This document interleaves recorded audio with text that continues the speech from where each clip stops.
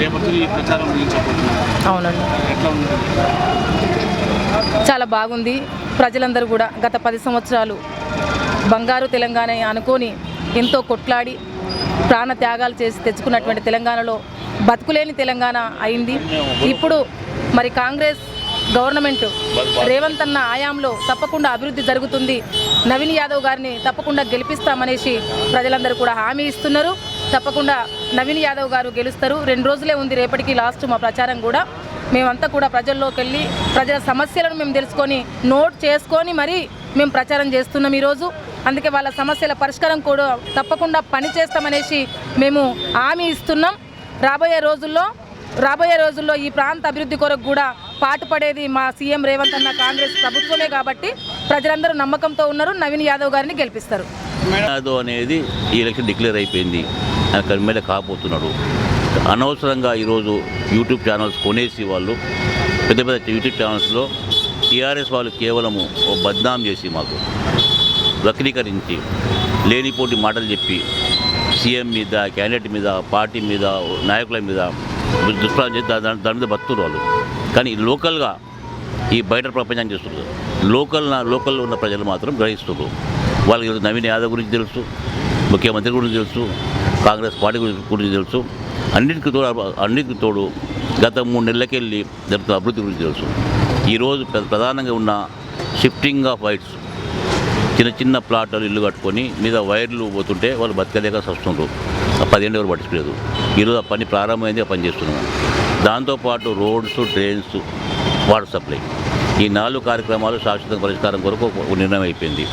కాబట్టి నేనేమనుకుంటున్నా అంటే ఎన్నికల్లో టీఆర్ఎస్ పార్టీ ఎన్ని ఎత్తుగడలు వేసినా, ఎంత బద్నాం చేసినా, ఎన్ని అవాకులు పడుతున్నా ఈరోజు ప్రజలు నిర్ణయించుకోరు. కాంగ్రెస్ పార్టీ పక్షాన ప్రజలు నిలబడరు. రేవంత్ రెడ్డి నాయకత్వం నమ్మినరు.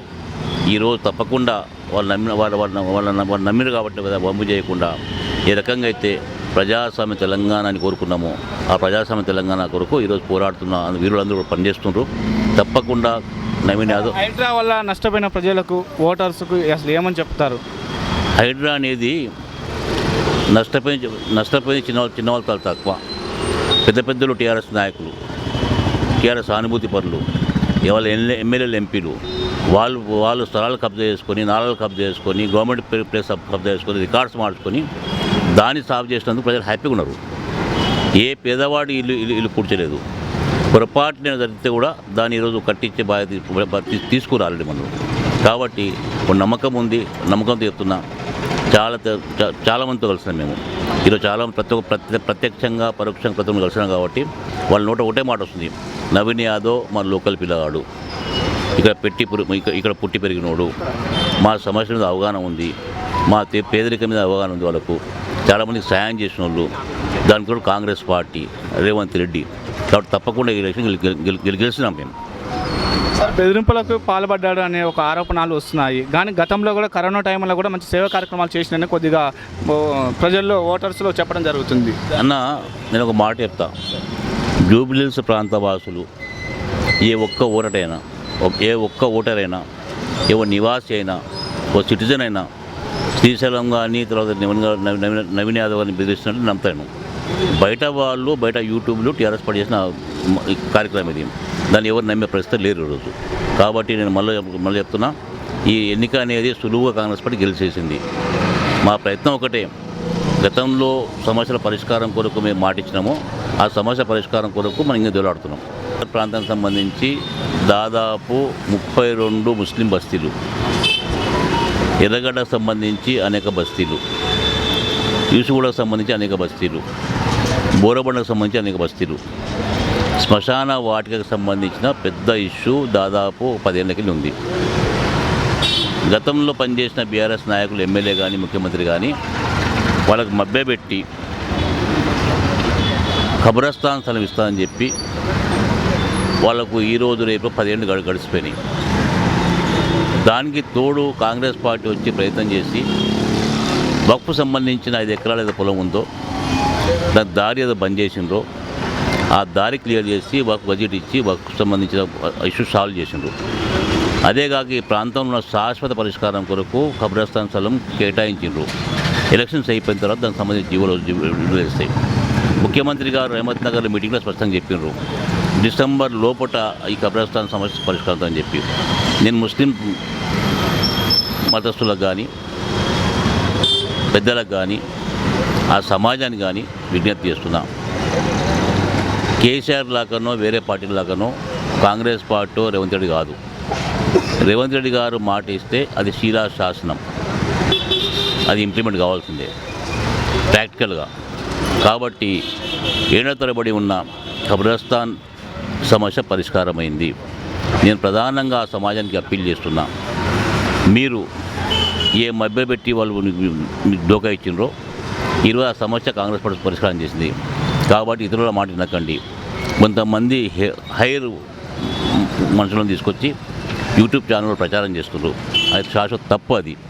కాబట్టి ఈరోజు సమాజం అర్థం చేసుకుంది. కాబట్టి పెద్ద ఎత్తున తరలి వచ్చి ఏ రకంగా అయితే కాంగ్రెస్ పార్టీ కానీ రేవంత్ రెడ్డి గారు సాయం చేసిందో మనం కూడా తప్పకుండా సాయం చేస్తూ విజ్ఞప్తి చేస్తున్నాం.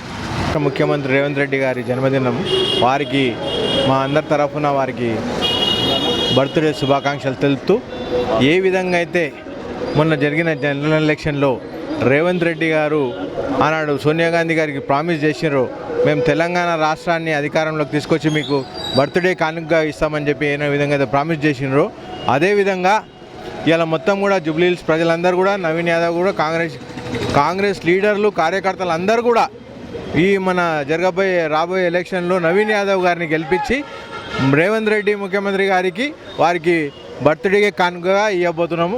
నవీన్ యాదవ్ గారు ఒక యువకుడు, అందరిలో మంచి పేరుంది, వారి గెలుపు ఖాయము, వారు తప్పకుండా గెలుస్తున్నారు పెద్ద మెజారిటీతో. ఒక యువకుడిని ప్రోత్సహించాలని చెప్పి కూడా అందరు జూబ్లీహిల్స్ ప్రజలందరూ కూడా నిర్ణయించుకున్నారు. కాంగ్రెస్ ప్రభుత్వం పెట్టిన మాన్యువల్ టెస్టులు పెట్టినట్టు మాన్యువల్ టెస్ట్ ప్రకారంగా చూసిన ప్రజలకు ఏ విధంగా మేలు జరగబోతుంది అనుకోవచ్చు? కాంగ్రెస్ పార్టీ ఏదైతే మేనిఫెస్టో ఏదైతే పెట్టిందో, ఇంతమంది రిలీజ్ చేసిందో, 2 ఏళ్ళలోనే మేనిఫెస్టోలో చేసిన దాదాపు అన్ని పనులను కూడా పూర్తి చేసింది. ఇంకా 2 అంశాలు ఉన్నాయి. ఇంకా మా దగ్గర 3 ఏళ్ళ ప్రభుత్వం ఇంకా టైం ఉంది. ఆ 3 ఏళ్లలో కూడా ఏదైతే మేనిఫెస్టోలో మేము పెట్టిన అన్ని కూడా అంశాలన్నింటినీ కూడా పూర్తి చేయడానికి కాంగ్రెస్ ప్రభుత్వం కనకం కట్టుకుంది. ఏవైతే ప్రభుత్వాన్ని అడగని కోరికలు కూడా ఇలా కాంగ్రెస్ ప్రభుత్వం తీరాలి, ప్రజలకు తీర్చాలని చెప్పి, ఏ విధంగా అయితే 42% రిజర్వేషన్ కూడా ఎవరు కూడా అడగలేదు. ఇలా ఆ 42% రిజర్వేషన్ కూడా ఇలా కాంగ్రెస్ ప్రభుత్వమే ఇలా ప్రజల మేలు కోరి తెలంగాణ ఏ విధంగా అయితే ఇచ్చినామో రిజర్వేషన్ చేయాలని చెప్పి కూడా ఆ అంశాన్ని కూడా ముందుకు తీసుకొచ్చింది. సో ఏదైతే నియోజకవర్గం ఉన్నదో, ఒక యువకుని చదువుకున్న ఒక ప్రజలలో నిరంతరంగా ఆయన ఇక్కడుండి సేవలు చేస్తున్నారు. ఇప్పుడు ఇక్కడ యువతకు ఏం కావాలో నవీన్ యాదవ్కి తెలుసు. గడిచిన 10 సంవత్సరాల కాలంలో ఎవరైతే మున్సిపల్ శాఖకు మంత్రి ఎవరు ఉన్నాయి, టిట్టర్ టిల్లు ఈరోజు ఏం చేస్తున్నాడు అంటే, ట్విట్టర్ ద్వారానే ఫామ్ హౌస్లో కూర్చొని, క్లబ్బులలో కూర్చొని, పబ్బులలో కూర్చొని ప్రచారాలు చేస్తున్నారు. దానికి కొన్ని 20-25 యూట్యూబ్ ఛానళ్ళు పెట్టుకొని దుష్ప్రచారం చేస్తుండే కదా. మరి ఇక్కడ అభివృద్ధి 10 సంవత్సరాల జరగని అభివృద్ధి 2 సంవత్సరాలనే కాంగ్రెస్ ప్రభుత్వం ఏర్పడ్డ తర్వాతనే జరుగుతుంది. గతంలో ఉన్న ఎన్నో సమస్యలు ఇక్కడ మున్సిపాలిటీ పరిధిలో ఉన్నాయి కదా. మరి ఆ రోజు ఆయనకు ఈ సమస్యలు గుర్తుకు రాలేదా? ఈరోజు మా ముఖ్యమంత్రి గారిని అనుచిత వ్యాఖ్యలు చేస్తున్నాడు కదా. మరి నీవు ఆ రోజు 10 సంవత్సరాలు చేసిన పరిపాలనను నీ ఫామ్ హౌస్కే పరిమితం చేసి నీ తెలంగాణ ప్రజలు ఈరోజు ప్రజాపాలనలో రేవంత్ రెడ్డి గారి ఆధ్వర్యంలో అందరు మంత్రులు కూడా పకడ్బందీ ఇక్కడ పనిచేస్తున్నారు. యువతకు ఏం కావాలనేది కూడా మేము ముందే డిసైడ్ చేసినాం. మా గౌరవ ముఖ్యమంత్రి గారి ద్వారా ఇవాళ 50,000 ఓట్ల మెజార్టీతోటి ఈరోజు మా ముఖ్యమంత్రి గారు రేవంత్ రెడ్డి గారి బర్త్డే సందర్భంగా జూబ్లీహిల్స్ ప్రజలు నిర్ణయించారు, డిసైడ్ చేసిరు. బర్త్డే కానుకగా గౌరవ ముఖ్యమంత్రికి ఈ ప్రజలు ఓటేసి మెజార్టీతోటి ఇక్కడున్న నవీన్ యాదవ్ని గెలిపించి బహుమతికి ఇవ్వబోతున్నారు.